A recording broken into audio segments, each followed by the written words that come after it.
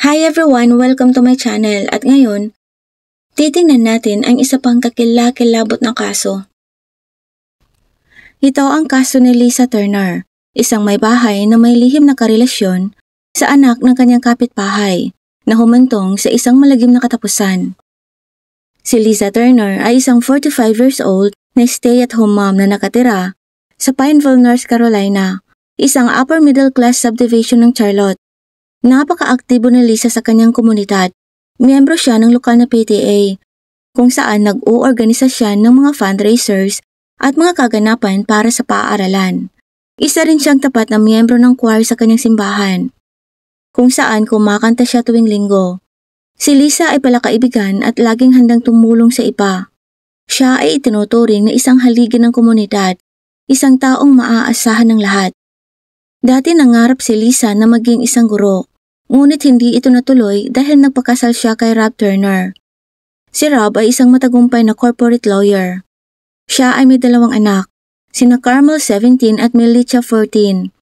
Sa kabila ng kanyang abalang buhay, laging may oras si Lisa para sa kanyang pamilya at mga kaibigan. Sa likod ng kanyang perpektong buhay, nadama ni Lisa na may kulang at pakiramdam niya ay lagi siyang nag-iisa dahil palaging nasa trabaho ang kanyang asawa. Dahil dito, lumikha ito ng distansya sa pagitan ng mag-asawa. Tila pakiramdam ni Lisa ay nakatira siya sa ginintoang hawla, nananabik sa kalinga at atensyon. Isang bagay na hindi niya nakukuha sa kanilang tahanan. Sa mga araw bago ang kanyang pagkawala, si Lisa ay abala sa kanyang mga karaniwang gawain. Pinaplano niya ang nalalapit na pagdiriwang ng Pasko ng pagkabuhay sa kanilang simbahan, gumagawa ng mga dekorasyon at nag-uorganisa ng mga event. Nakita rin siya sa lokal na Starbucks at nakikipag-usap sa mga kaibigan. Sa tingin ng iba, si Lisa ay tila masaya at kontento, ngunit sa loob niya siya ay nahihirapan. Masiyahin at magilyo ang personalidad ni Lisa. May ngiti siya para sa lahat at nagbibigay payo para sa mga nangangailangan. Inilarawan siya ng kanyang mga kaibigan bilang mapagbigay at mapagmalasakit. Pinangarap niya ang isang buhay kung saan may tunay na pagmamahal at pagpapahalaga. Ngunit walang nakakaalam na sinuman na nakuha ni Lisa ang atensyon na ito sa katauhan ni Jason Brace Collins, isang 18 taong gulang na anak ng kanyang kapitbahay. Ang lihim na pakikipagrelasyon ni Lisa kay Jason ang nagbigay ng kilig na inaasam niya. Naidokumento niya ang kanyang mga damdamin at karanasan sa isang nakatagong journal na nagpapahayag ng pananabik at pagkakasalang nadama niya sa kanyang mga huling araw. Si Lisa ay nahati sa pagitan ng kanyang mga tungkulin bilang isang ina at asawa at ang kanyang pagnanais para sa isang bagay na higit pa.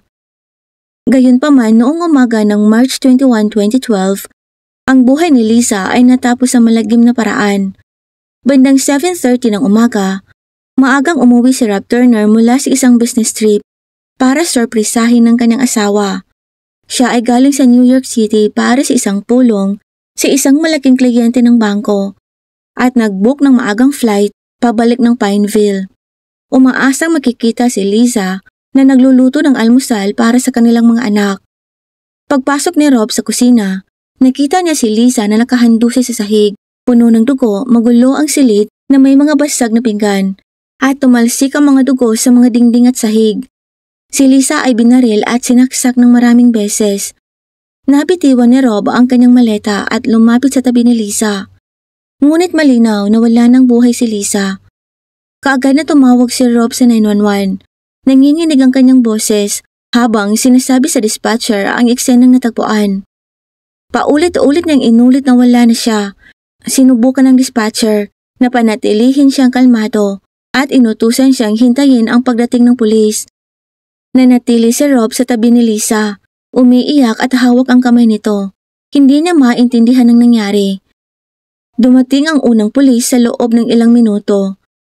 Ang pulis na si Tara Meller na nagpapatrol sa malapit ay tumugon sa tawag. Nang makapasok siya sa bahay at nakita ang eksena, natigilan siya ngunit mabilis na nakontrol ang sitwasyon. Inutusan niya si Rob na lumayo sa katawan at sinecure ang lugar at naghintay sa pagdating ng mga imbestigador. Si Rob ay halos hindi makapagsalita habang sinusubukan siyang tanungin ng mga pulis tungkol sa mga kaganapan na kanyang natuklasan. Paulit-ulit niyang sinabi, hindi siya makapaniwalang nangyari ito at wala na si Lisa. Dinala naman ang katawan ni Lisa sa opisina ng medical examiner para sa autopsy, habang sinimulan ng mga investigador ang kanilang investigasyon. Ang balita sa pagkawala ni Lisa ay mabilis na kumalat sa Pineville at ito ay naiulat sa mga lokal na istasyon ng TV. At ang mga kapitbahay ay nagtipon sa labas ng tahanan ng mga Turner. Sinusubukang unawain kung paano maaaring mangyari ang gayong kakilakilabot na bagay sa kanilang tahimik na komunidad. Mabilis namang dumating ang Pineville Police pagkatapos tumawag ni Rob Turner sa 911. Si Detective Tiana Williams at ang officer na si Mark Vidria ay parehong mga batikang investigador. Si Detective Williams na kilala sa kanyang pagiging maselan ay sinuri ang magulong pinangyarihan ng krimen. Ang kusina ay may maraming basag ng mga pinggan at nagkalat ang dugo sa lahat ng dako. Si Lisa ay binaril at pagkatapos ay sinaksak ng maraming beses. Ang number 304 na nakaukit sa kanyang tiyan ay isang nakakalito at misteryosong detalye. Sinimula ng investigador ang kanilang investigasyon. Kinunan nila ng larawan na ang pinangyarihan ng krimen mula sa bawat anggulo.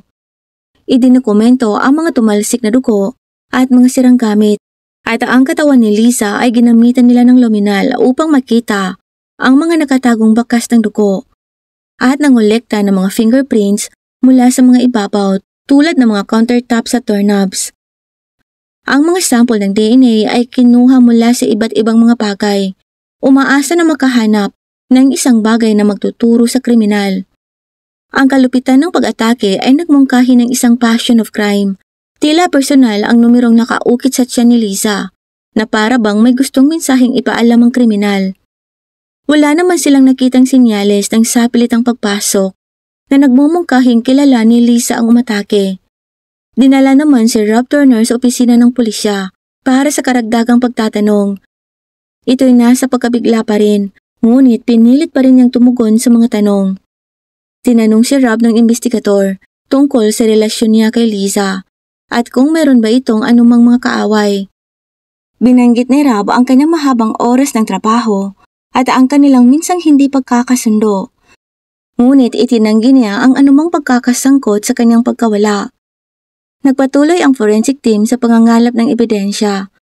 Nakakita sila ng isang bahagyang nasunog na diary sa fireplace na naglalaman ng mga sikreto, isang bagay na posibleng maging motibo sa likod ng pagtapos. Kinapanayam din ng mga pulisya ang kapitbahayan. Naghahanap sila ng mga maaaring saksi. Binanggit ang ilang kapitbahay na nakarinig sila ng malalakas na ingay noong nakaraang gabi. Ngunit hindi nila ito pinansin. Ang nangyari kay Lisa ay binalita ng mga lokal na media at ang buong komunidad ng Pineville ay hindi makapaniwala sa nangyari. Alam ni Detective Williams na kailangan nilang lutasin ang kasong ito ng mabilis upang magdala ng kapayapaan sa buong mamamayan at makamit ang hustisya para kay Lisa Turner. Ang unang taong inimbestigahan ng pulisya ay si Rob Turner, ang asawa ni Lisa. Si Rob na 48 years old ay isang matagumpay na corporate lawyer na kilala sa kanyang stern noon sa attitude. Nagtatrabaho siya ng mahabang oras sa mga high-profile ng mga bangko. Ang mahirap na trabahong ito ay lumikha ng distansya sa pagitan nila ni Lisa. Sa kabila nito, lubos na nakatuon si Rob sa kanyang pamilya at walang anumang history of violence. Alam ng detective na kailangan nilang tanungin si Rob ng maigi para makuha ang kanyang pahayag. Sa istasyon, si Rob ay nakaupo sa isang maliit na sterile interrogation room. Siya ay maputla at may maitim na bilog sa ilalim ng kanyang mga mata dahil sa kawalan ng tulog. Ipinaliwanag ni Rob na mula siya sa isang business trip at bumalik ng maaga upang sorpresahin si Lisa. Bagamat ang kanilang relasyon ay naging mahirap kamakailan dahil sa kanyang mahabang oras sa trabaho, ngunit iginiit niya na hindi niya ito sasaktan. Ang mga tugon ni Rob ay masunurin, ngunit puno ng kalungkutan.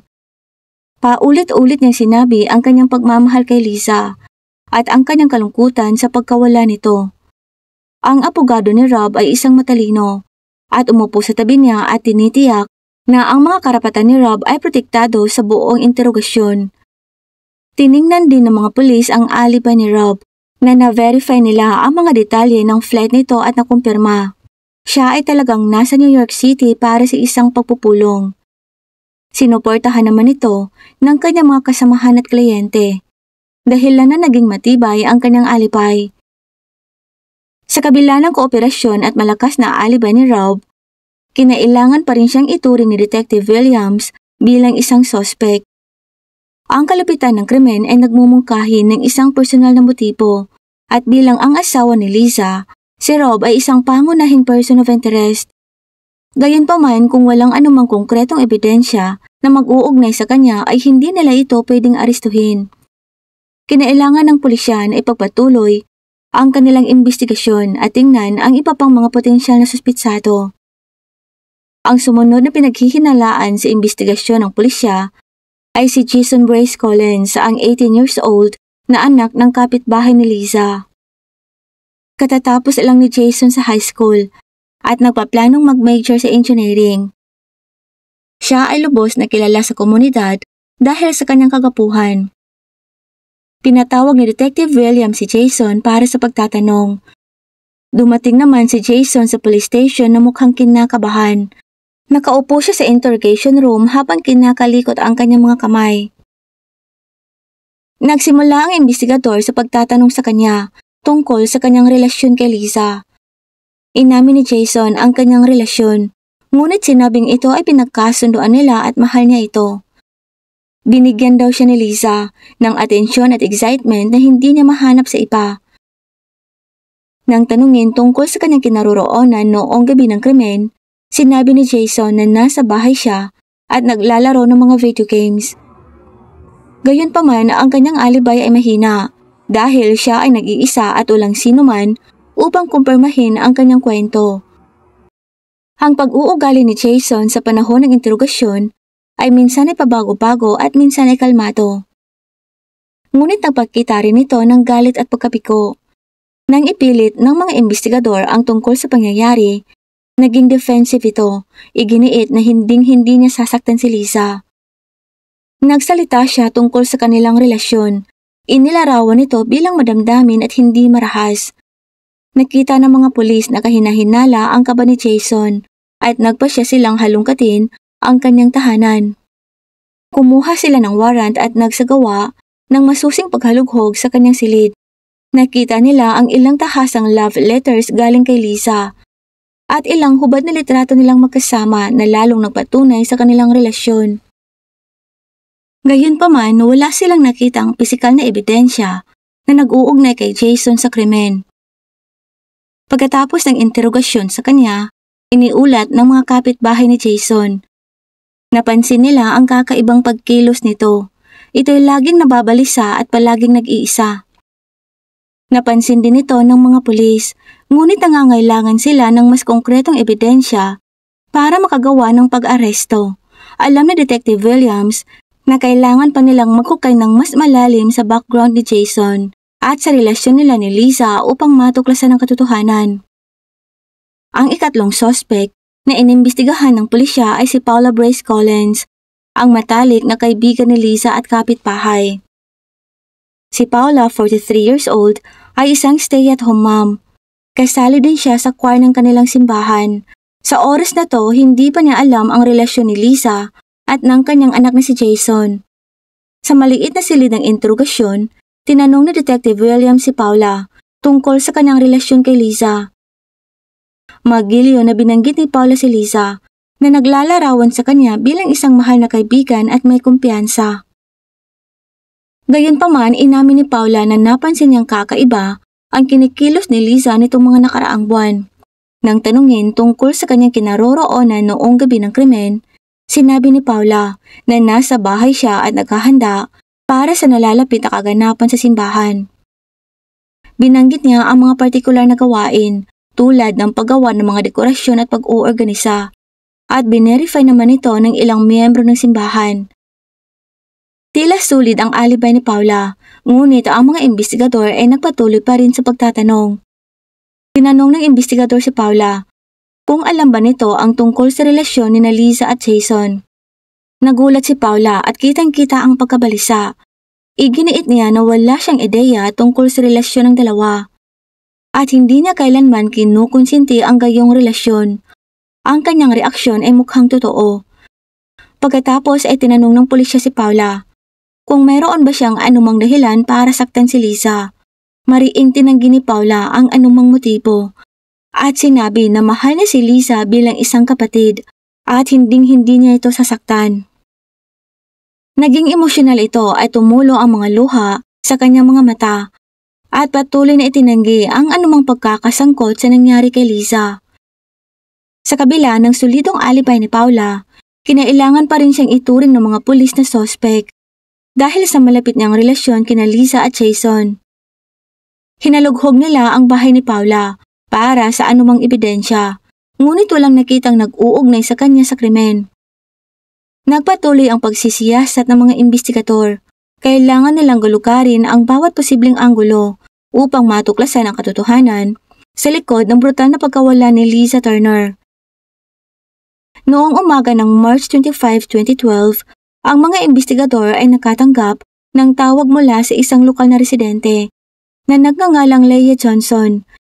Si Leah ay naglalakad kasama ang kanyang aso sa isang kalapit na parke nang makita niya ang isang maliit na leather-bound na journal na bahagyang nakabaon sa ilalim ng isang damuhan. Mabilis niya itong inireport sa pulisya sa pag-aakalang maaaring konektado ito sa kamakailang pangyayari. Nagmamadali namang pumunta ang mga investigador sa parke upang kunin ang journal. Maingat nilang inilagay ito sa isang evidence bag at dinala ito pabalik sa istasyon para sa pagsusuri. Ang journal pala ay isang photocopy ng secret diary ni Liza na naglalaman ng mga detalyado at graphic na impormasyon tungkol sa kanyang pagkikipagrelasyon kay Jason Bryce Collins. Kasama rin dito ang kanyang mga iniisip at damdamin tungkol sa kanyang pamilya at ang kanyang pakiramdam ng kalungkutan. Ang mga nakasulat sa diary ay nagsiwalat na si Liza ay nagpaplano na wakasan na ang relasyon kay Jason dahil nagkukonsensya siya sa kanyang pagtataksil sa kanyang pamilya at nais na tumuon na lang sa pag-aayos ng kanyang pamilya at ng kanyang gawain sa simbahan. Bilang karagdagan, napansin ni Liza ang mga kakaibang pagbabago sa pag-uugali ni Jason at isinulat niya rin na minsan 12 beses silang nagtalik sa loob ng isang araw. Ang huling nakasulat ay noong March 19. Binanggit ni Liza ang kanyang intensyon na makipagkita kay Jason para putulin ang kanilang relasyon. Napagtanto ni Detective Williams at ng kanyang team na ang pagkahumaling ni Jason kay Liza ay maaaring nagtulak sa kanya na tapusin ito dahil hindi niya matanggap ang desisyon ni Liza. Kasama rin sa diary ang ilang mga nakasulat na naglalarawan kung paano inakit ni Liza si Jason sa pamamagitan ng pagligo ng hubot-hubad sa kanyang likod bahay na direktang nakaharap sa kwarto ni Jason. Ang mga impormasyon na ito ay nagpinta ng isang kalkulado at nakakagambalang larawan ng kanilang matindi at magulong relasyon. Nagpasya ang pulisya na dalhin si Jason para sa karagdagang pagtatanong. Pinakita nila ang diary o umaasa na makakuha ng reaksyon. Noong una ay itinanggi ni Jason ang lahat, ngunit nang pinakita ang mga detalyadong paglalarawan ng kanilang pag-iibigan, nasiraan siya ng loob at inamin niya na in love siya kay Liza at hindi niya matanggap na tapusin ang kanilang relasyon. Napansin naman ni Detective Williams na may mali sa ugali ni Jason at nagpasya siyang ipasailalim si Jason sa isang psychological evaluation. Ang resulta ay nagsasabing maaaring may bipolar disorder si Jason na dahilan para sa kanyang matinding reaksyon at mood swings. Noong March 26, 2012, gumawa ng desisyon ng pulisya pagkatapos suriin ang diary ni Liza Turner at magsagawa ng psikolohikal na pagsusuri kay Jason Bryce Collins. Ang ebidensya ay malinaw na nagtuturo sa kanya bilang pangunahing suspitsado. Si Detective Chano Williams at Officer Mark Viadra ay nagpasya na oras na upang dalhin si Jason para sa isang formal na pag-aresto. Noong gabi ng March 20, Pumunta si Jason sa bahay ni Lisa para makipagtalik dahil alam niyang wala si Rob sa oras na yon. Pinapasok siya ni Lisa dahil balak na niyang tapusin ang kanilang relasyon. Doon nagsimula ang isang pagtatalo na mabilis na lumala. Si Jason ay nadala sa kanyang emosyon, binaril si Lisa at pagkatapos ay sinaksak ito ng maraming beses. Noong umaga ng March 26 bandang alas 10 ng umaga, dumating ang pulis sa bahay ni Jason Brace Collins upang arestuhin ito. Pinangunahan ni Detective Williams ang team. Kumatok sila at binuksan naman ni Paula ang pinto. Nagulat ito nang makita ang mga pulis. Nasa loob si Jason at nang makita ang mga pulis ay sinubukan itong tumakbo. Ngunit mabilis itong nahuli. Ang balita ng pag-aresto kay Jason ay mabilis na kumalat sa mga lokal na istasyon ng TV. Nagulat ang komunidad, lalo na ang mga nakakakilala kay Jason bilang charming boy next door. Ang pamilyang Turner na nagdalamhati sa pagkawala ni Lisa ay nagpahayag ng pasasalamat sa mga pulis sa kanilang pagsusumikap, ngunit malungkot pa rin sa pagkawala ng kanilang minamahal. Ang paglilitis kay Jason Brace Collins ay nagsimula noong July 15, 2012 sa Mecklenburg County Courthouse. Ang courtroom ay puno ng mga miyembro ng Pineville community, kabilang ang pamilya at mga kaibigan ni Lisa Turner. Ang pag-uusig ay pinangunahan ng District Attorney na si Leah Kastrowitz, isang 50 years old na batikang abogado, na kilala sa kanyang matigas na paninindigan sa mga marahas na krimen. Iniharap ni Leah ang isang malakas na kaso na nagdidetalye kung paanong ang pagkahumaling ni Jason kay Lisa ay nagtulak sa kanya na gawin ng krimen. Ang abogado ng depensa na si Richard Blake ay kilala sa kanyang kalmadong ugali at madiskarte. Idiniin niya na ang undiagnosed na bipolar disorder ni Jason ay may mahalagang papel sa kanyang mga aksyon. Nagpatawag din si Richard ng mga eksperto sa medikal na nagpatotoo tungkol sa estado ng pag-iisip ni Jason. Sa buong paglilitis, ang pamilya ni Lisa Turner ay nanood ng may mabigat sa kanilang puso. Ang kanyang asawang si Rob at ang kanilang mga anak na sina Carmel at Melissa ay madalas na lumuluha habang nakikinig sila sa mga detalye ng krimen. Ang mga miyembro ng komunidad na dumalo sa paglilitis ay nagpakita ng kanilang suporta para sa pamilyang Turner. Pagkatapos ng mga linggo ng mga testimonya at deliberasyon, naaabot ng hurado ang hatol. Noong August 12, 2012, si Jason Brace Collins ay napatunayang nagkasala ng unang antas ng pagtapos ng buhay ng tao at hinatulan siya ng hukom ng habang buhay na pagkakakulong ng walang posibilidad ng parol. Tahimik ang korte habang binabasa ang hatol at si Jason ay nagpakita ng kaunting emosyon. Tinanggap ang kanyang kapalaran habang nakatulala. Ang hatol ay nagdulot ng pakiramdam ng kaginhawaan sa pamilya at mga kaibigan ni Lisa, pero nananatili ang sakit ng pagkawala nito. Maraming salamat po sa panunood. Kung hindi naman po kalabisan, paki-like at subscribe po sa aking channel. And as always, keep safe everyone.